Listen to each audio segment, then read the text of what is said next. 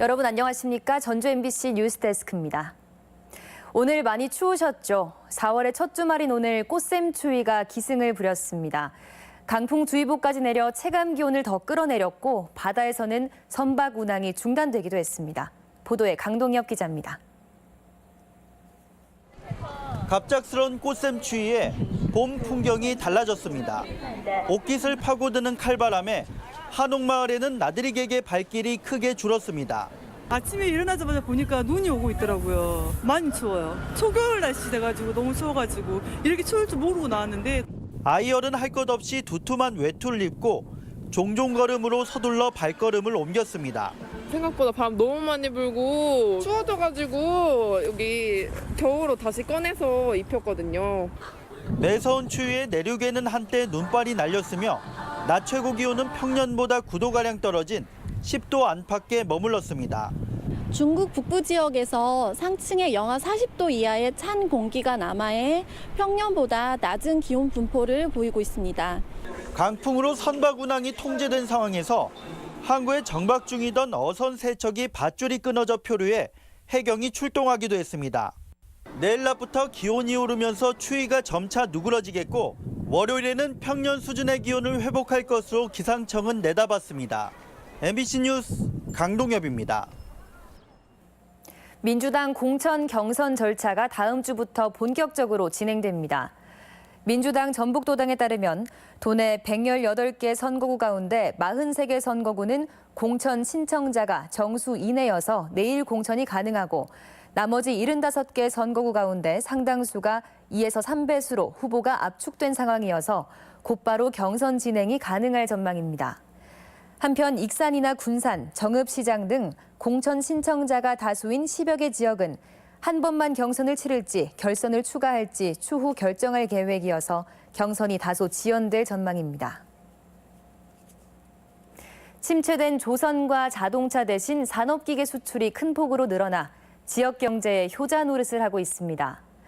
한국은행의 지역경제 보고서에 따르면 지난 2015년 5억 6천만 달러였던 전북 지역 산업기계 수출액은 지난해 7억 8천만 달러로 40% 가까이 늘었습니다.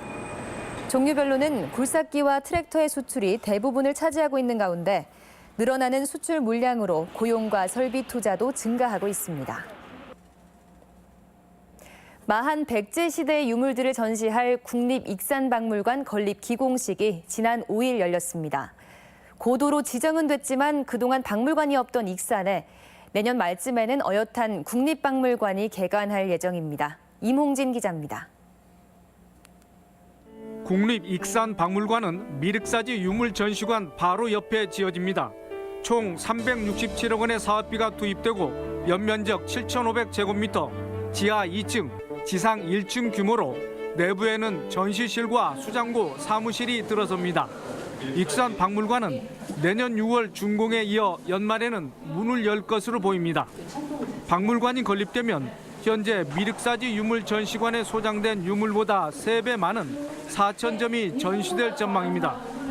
그동안 부여와 공주, 익산 지역에 분산됐던 마한 백제 시대 유물들을 새 박물관에 한데 모을 경우 한반도 고대의 문화 지형을 더욱 수월하게 조망할 수 있게 됩니다. 이 지역이 우리 고대사에 있어가지고 가장 상징되는 그런 지역의 하나로서 보여주는 그런 기구가 될 것입니다.